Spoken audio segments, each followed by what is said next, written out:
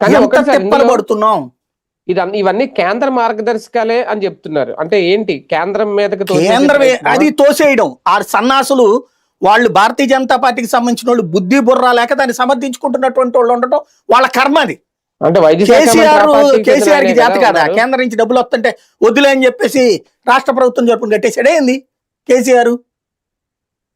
పీపీపీలు ఎప్పుడయ్యా అంటే మన దగ్గర డబ్బులు లేకపోతే లేదు, ఇంకోటి కేంద్రం తప్పనిసరి పరిస్థితులలో అని ఇచ్చింది. అది తప్పనిసరి పరిస్థితులు అని ఇచ్చింది. ఇంకోటి పీపీపీ కేంద్రం చెప్పిన పీపీపీ వీళ్ళకి మళ్ళీ దగులుబాజీ పని కాదు, ప్రైవేట్ వాడికి ఇచ్చేయమని కాదు. కేంద్రం చెప్పిన పీపీపీ నిర్వహణ ప్రైవేట్ వాళ్ళకి. కన్స్ట్రక్షన్ లో ఏది శానిటేషన్ ప్రైవేట్ వాడు, లేకపోతే అడ్మినిస్ట్రేషన్ ప్రైవేట్ వాడు, అవి శాఖాపరమైనటువంటి ప్రైవేటీకరణ. సీట్లను ప్రైవేట్ చేయమనలా, దాన్ని ఎందుకు వక్రీకరిస్తారు వీళ్ళు?